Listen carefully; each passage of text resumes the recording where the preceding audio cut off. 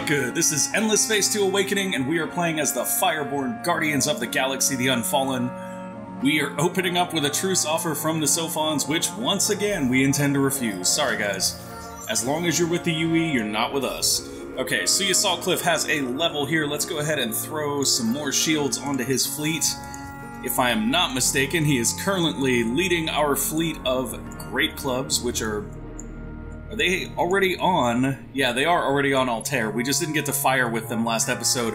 We're gonna do that right now, but first, I want to kind of zoom around and make sure that everything is working the way we think it is. I did get some information on the terraforming thing. This is very, very cool. So, when we select this behemoth, apparently there is a terraforming action. Missing technology, climate engineering. Interesting. Okay, so it doesn't actually add its production, you have to activate those things. What's really interesting is we could actually use it to recover the planet of our allies, the Hisho here.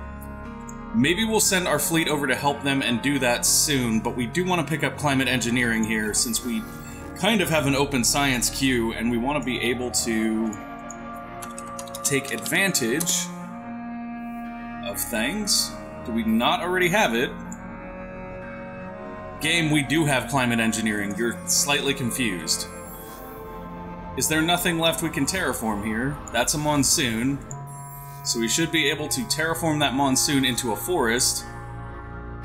Is it because this is already running a terraforming tech in their queue? I mean, I'm not going to remove that to find out. That's kind of silly. Strangely enough, though, we should be able to use this behemoth here, and it doesn't look like we can. How about Gistrid? Gistrid has Gistrid 3 in terraforming.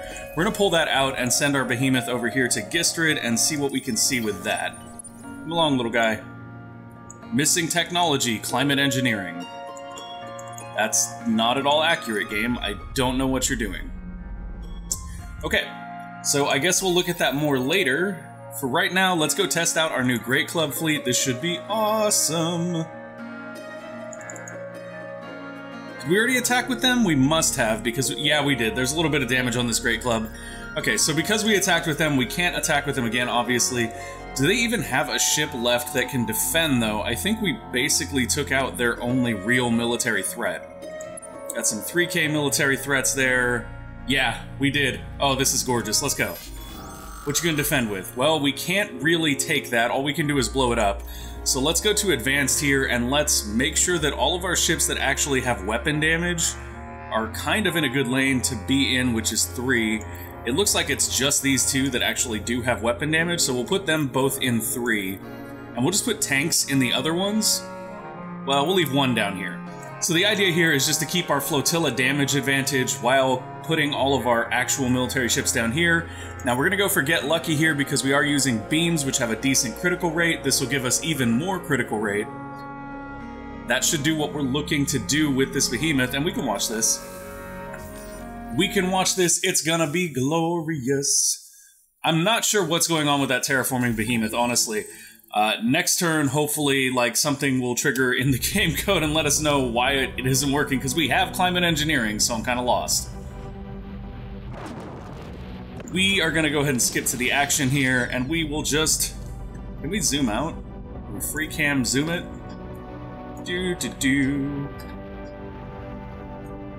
Yeah, we can.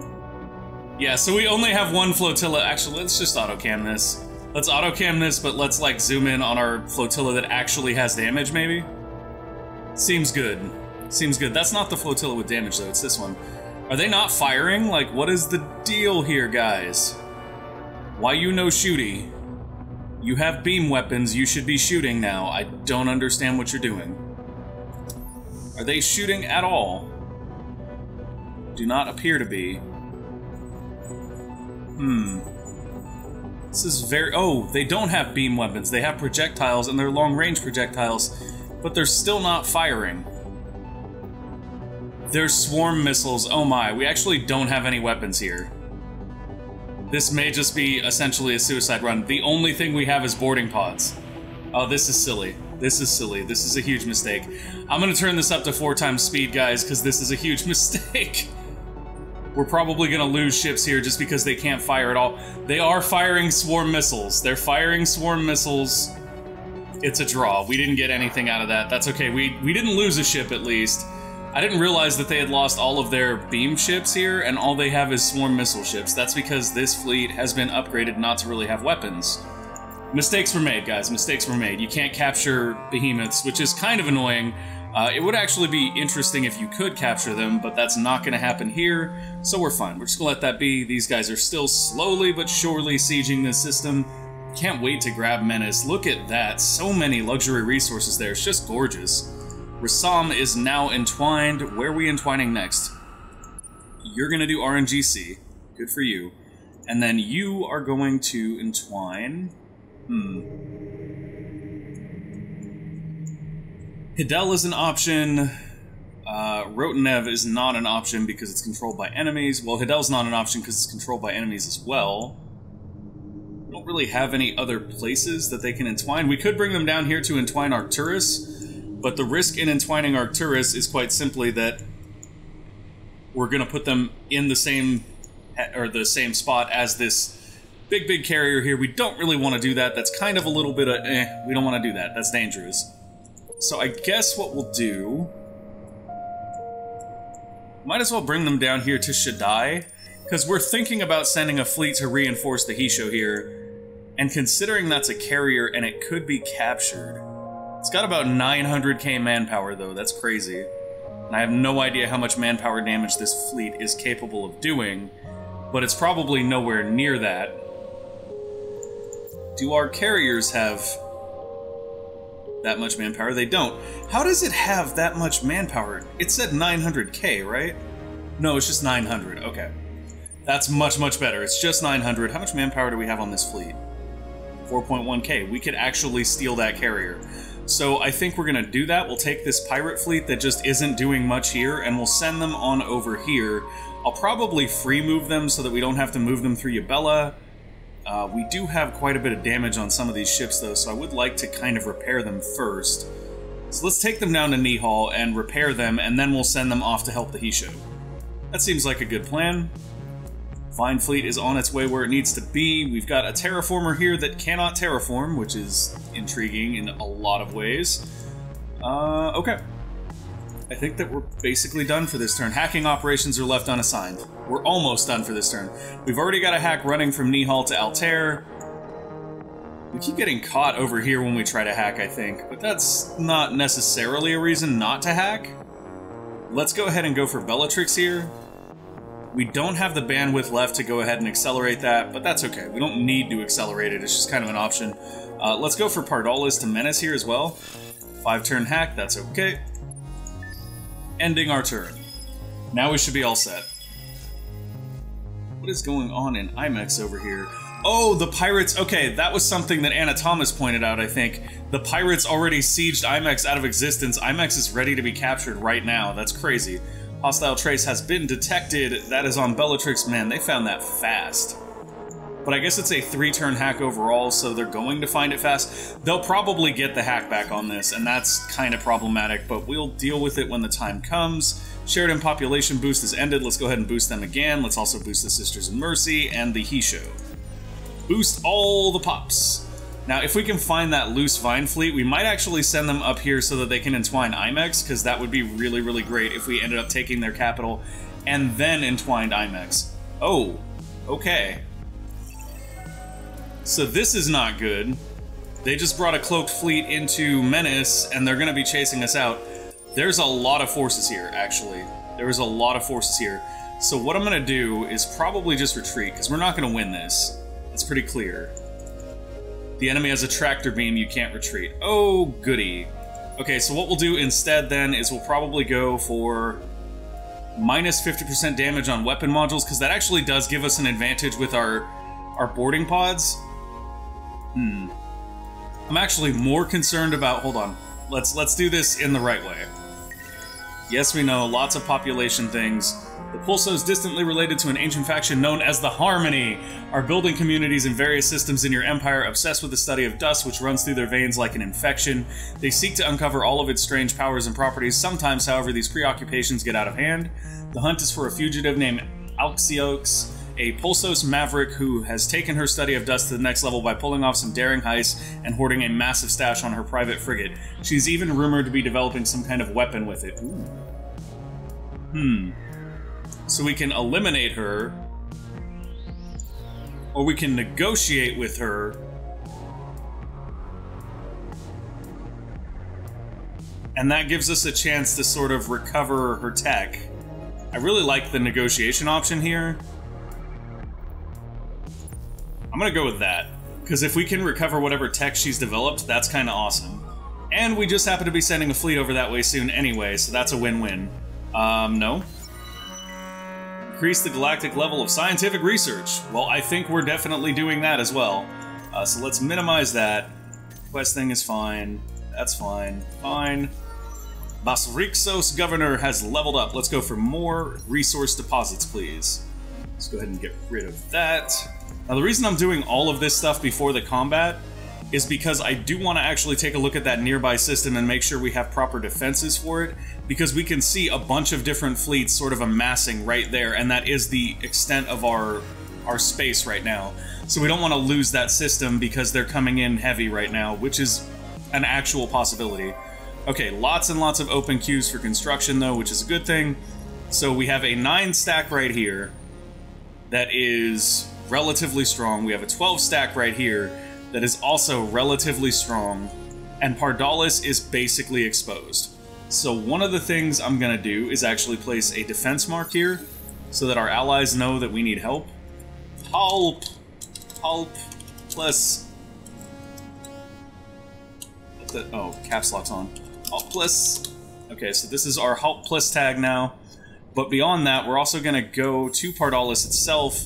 It should be in a state that it can actually kind of produce some ships. So we could start pumping out great clubs here. Seems like a good deal. They're going to be kind of slow here. That's problematic. We don't necessarily want to build slow ships here. So what might make more sense is to go with pirate supports and pirate assaults. I feel like that's probably a better option. Those produce a lot faster, so we can get a couple of those out in a few turns, which is not a terrible idea. We may end up having to send a fleet to defend over there as well, but if we do, we already have a pirate fleet kind of waiting and ready for that. They were on their way down here to help the Hisho, but we may need to send them here to protect our own space, which is fine. Okay, let's look at Sylphie, which is basically wide open now and can build whatever it wants. So I'm not super worried about the happiness improvements. I'm really not. We do want domestic service or surveillance on here just to make sure that there's nobody siphoning from us, because there are people siphoning from us. From random expenditures. Yes, we're being siphoned right there. It's so frustrating dealing with that, especially when you're allied with them. It's like, really, guys? Come on. Come on, why you gotta be like this? We will go ahead and turn this savanna into a monsoon, because I believe we can turn a monsoon into a forest, and forest is sort of the ideal thing. We can do that in one turn, so we'll just do that to start with. And I wonder if our terraforming behemoth can actually do stuff now. Missing technology, climate engineering. But I'm not missing that, game. I'm not. What is your deal? I even have the option to come in here and do those terraforms. Let's try putting terraform forest in and seeing if we have the option to click on it then. No. So that seems distinctly like a bug.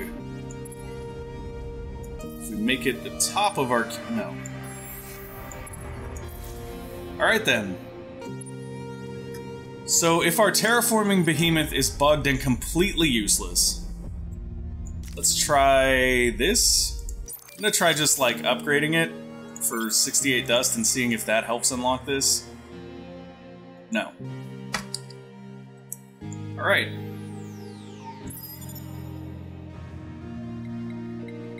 Changes the type of planet. This will take several turns depending on the complexity of the terraforming. No, it actually does nothing. Better plan. Since we know that it's now doing nothing, let's go ahead and turn this into a different kind of support behemoth, and we will have to figure out what's up with that bug later. I'll probably actually reach out to some people at AMP and let them know what's up with that. Let's see. We're gonna go ahead and just boost FIDS here. We'll just make this into a regular Econ Behemoth. Lots and lots of econ right here. Bam, there we go. It's going to cost us a little bit of dust to upgrade to this, but that's not that big of a deal. Although, instead of doing that, maybe we should upgrade it to engines so that we can take it to, like... Let's do that. This is what we're going to do. We're going to upgrade this to engines to start with. And then we're going to send it to Pardalis, and then once it reaches Pardalis, we will go ahead and set it over to economy, so it'll help Pardalis build defensive forces. In the meantime, it'll also double as sort of a big defensive structure. They may kill it, but at this point we're not actually upset about that. Like, if it dies, it's not a big deal. Okay. 1 turn. Beautiful. That's what we like to see. Get up to Pardalis. You got this. Boom. Why are you stuck? What? Hold on here. Do we still have one of those scanner ships? We do. No, this is a resource finder. Okay. So I'm concerned that we got stopped there. That means there is a blockade there, but we see nothing there. So whatever's blockading there is a problem.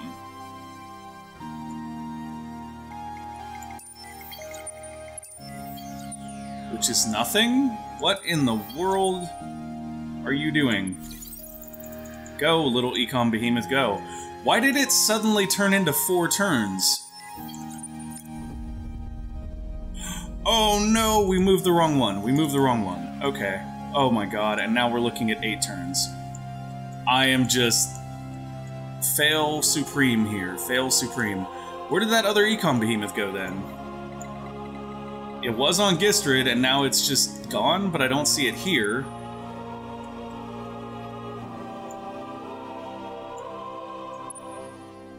Why in the world would you move through Pleon? Why? I do not understand your decision-making process here.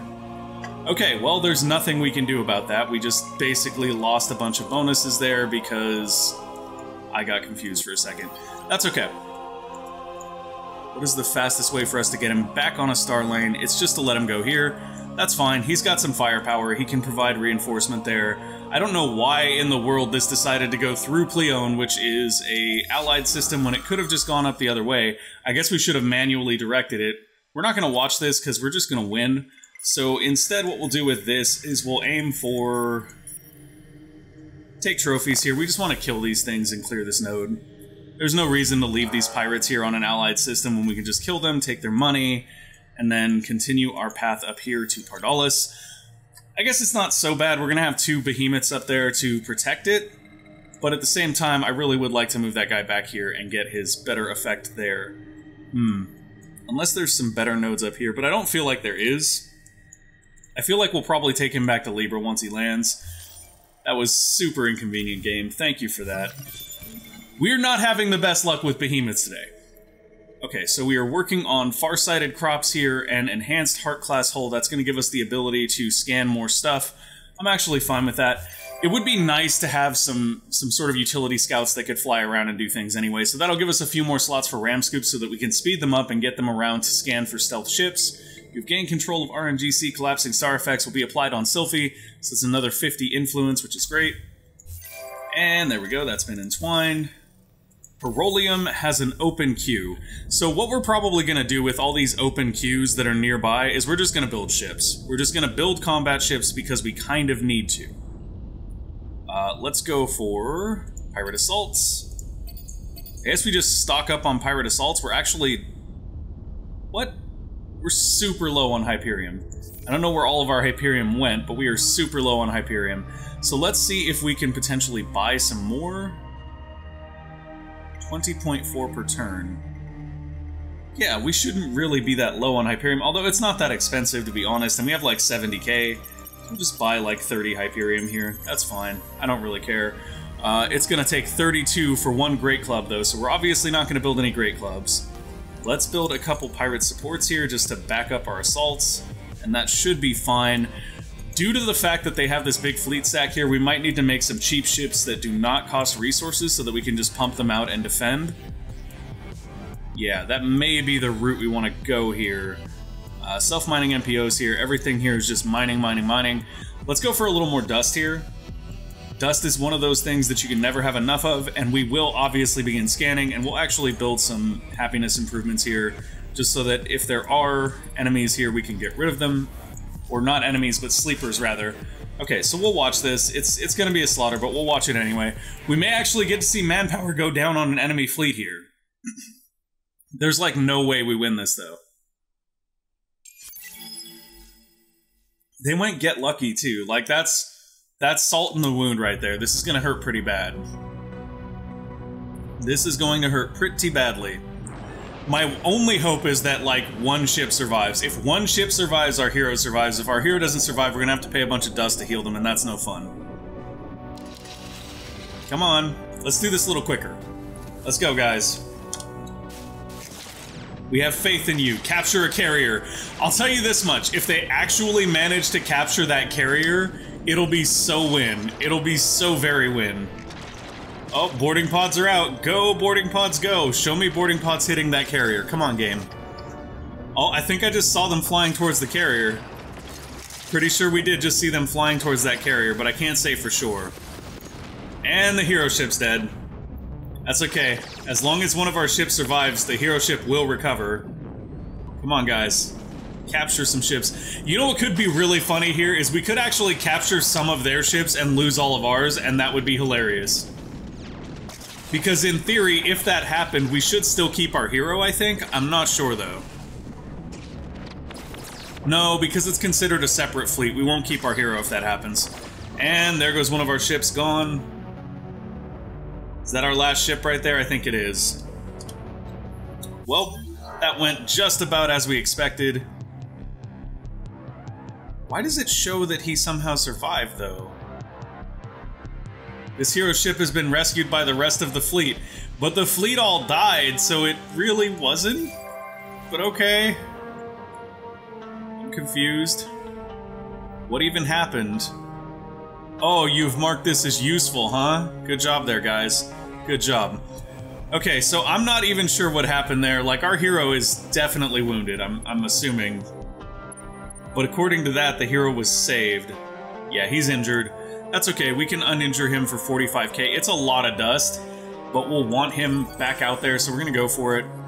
And then what we need to do is find another fleet that we can kind of put him on. This one would be an ideal one once it lands, but it is not there yet. So in the meantime, we can put him on here. There you go, Luna Barxis. You do your thing, bud. You do your thing. We have plenty of dust. We're not really worried about it. ESO has a production slot open. Let's go ahead and have ESO pump out more pirate assaults. We're just going to send out mass pirate assaults at this point. Just go, pirates, go. I mean, it's the only ship I think we can produce without any strategics, so that's why it's our new spam ship. This is why it's always beneficial to have some attack ships that don't require strategic resources, because if you burn through them all too quickly, it does create problems. Oh look, we have a demand. An advanced demand. Our discussions. You know what I would really, really like from you guys? I would really like... I can have them give me science. That's not useful. I can force them to immigrate 3 units. That's actually kind of useful. Meta and Tactagon, or Meta and Tectagon. I don't know how to pronounce that, guys. I really don't. So let's see what we could potentially take from them that would be useful. Astro Finance is potentially a useful pickup. Survival Suits does give us Battle Tactics set, Basic Flotilla Shields, so it's not a huge gain there, but it's something. Vacuum Protection doesn't do a ton for us either. What is the most expensive tech that we can take from them? 6k, 10k, or 1k? So it looks like the 6k techs are the only ones they have that are really expensive. How much Hyperium do you guys... Oh yeah. Oh yeah. Yeah. Give me 136 of your Hyperium. That would be great. In addition to that, I would also like 317 Transvine. No, we could go for forced immigration here to get some Hisho pop. That's actually not a bad idea. The other option, of course, is to take a more valuable resource, like antimatter, which is probably decent here, considering they have enough of it. Yeah, let's go with 32 antimatter here. Oh, wait a minute. No, I didn't want to give up the Hyperium. I want the Hyperium. I know it's a lower tier resource, but I want it. We get one of these, I guess, in addition. So instead, let's go for forced immigration there, and bam. They're not going to refuse. There we go.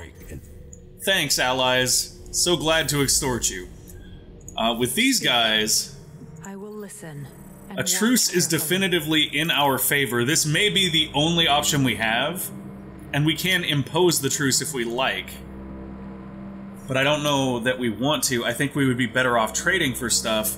The question is, what do we want to trade for? So we could... I actually have a really good idea, guys. I have a really good idea here. We will trade you a truce for... Oh, come on. I can't request Altair. I give up. You guys are not getting a truce now. You had a chance, but you're not getting it now because you won't give me Altair.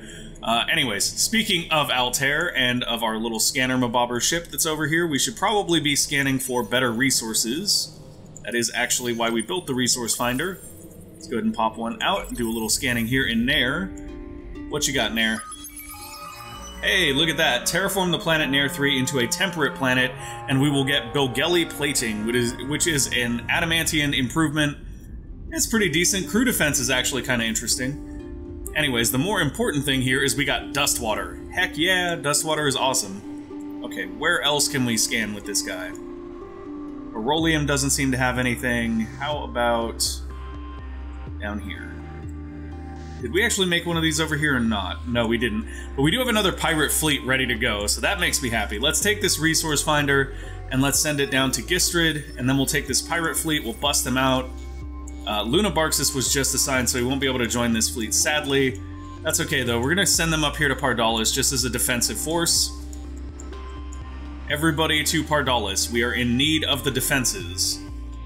God, and then there's our behemoth that should be going over there now. This is the one we didn't want to move that's going to take 4 turns to get there. Such sad, guys. Such sad.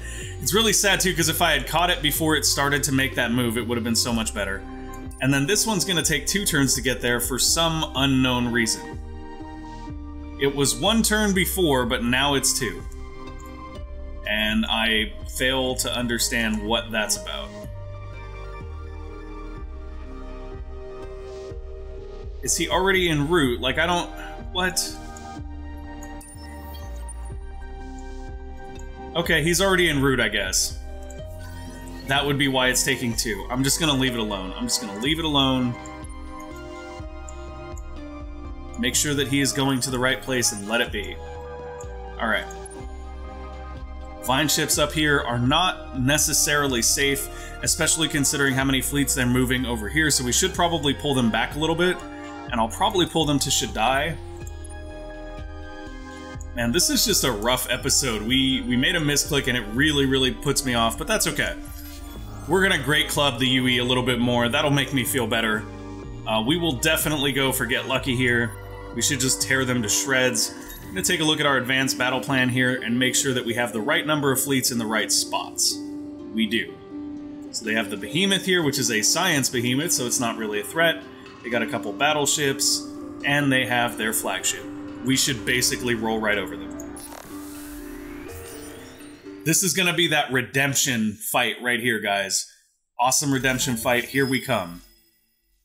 Dun-dun-dun-dun.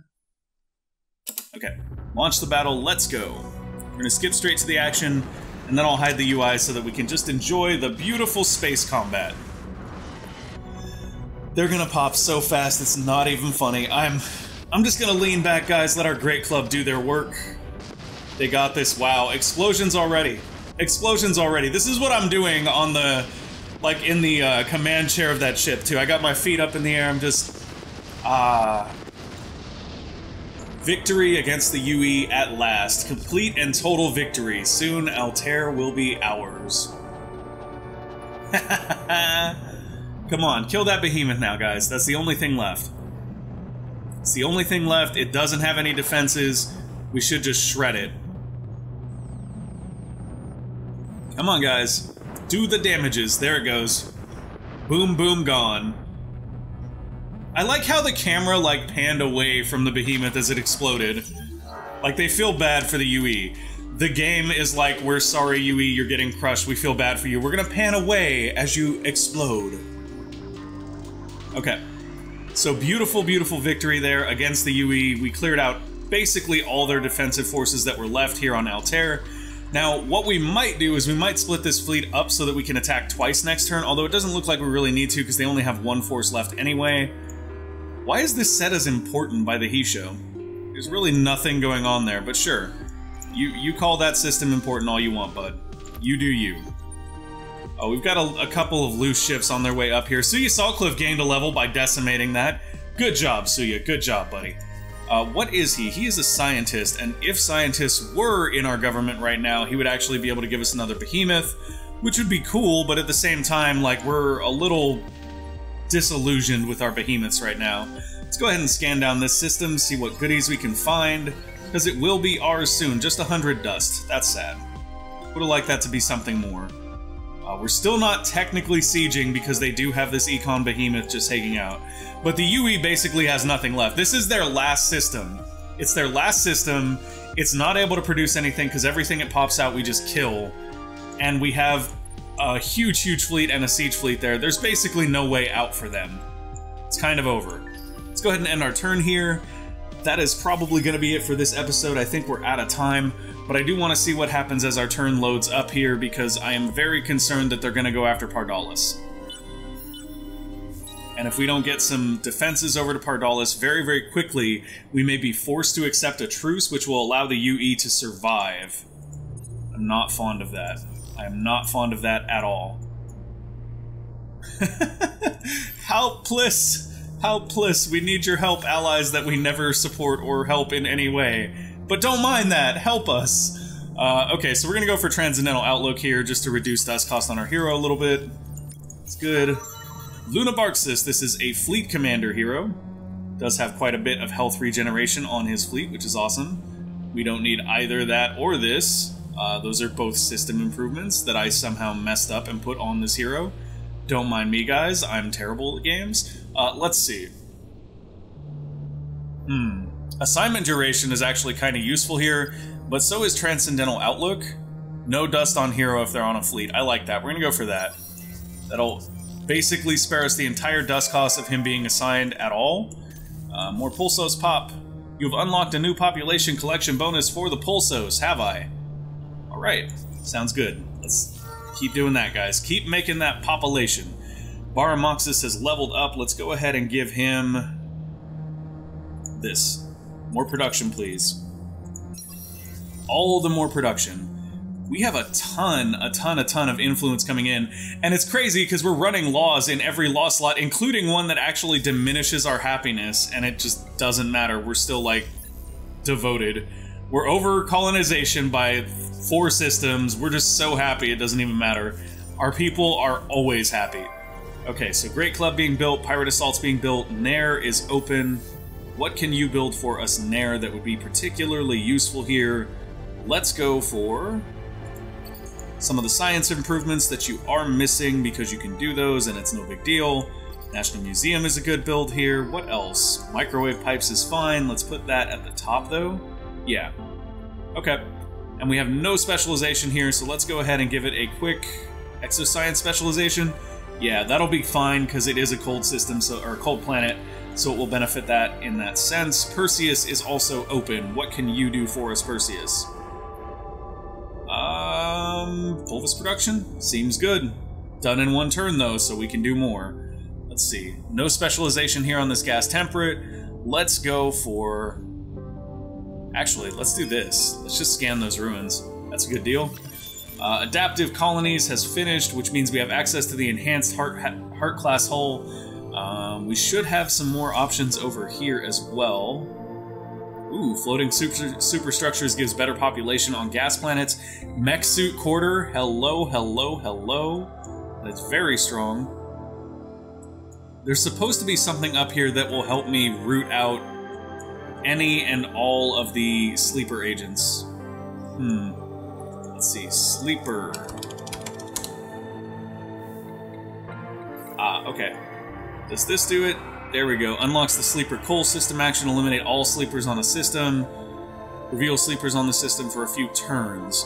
We're going to go for optimized logistics here so that we can cull sleepers. That'll be a very useful skill for us to have in our toolkit. And there we go. Alright. So all of that should be good. These guys are good. Let's just kill this real quick. We are over time, though. No, we'll do it next episode. Alright, guys, that's going to be it for this one. We didn't make as much progress as I would have liked to have made this episode. We did discover that one of our systems is definitely under threat. Pardalis is in a very, very dangerous place right now, so we need to kind of reinforce our defenses up here. It does look like our behemoths have made it here. At least one of them has. It is the terraformer behemoth that refuses to terraform. Now, this is probably just going to be a waste of dust, but we'll do this real quick before we end the episode. I really want to see why this isn't working.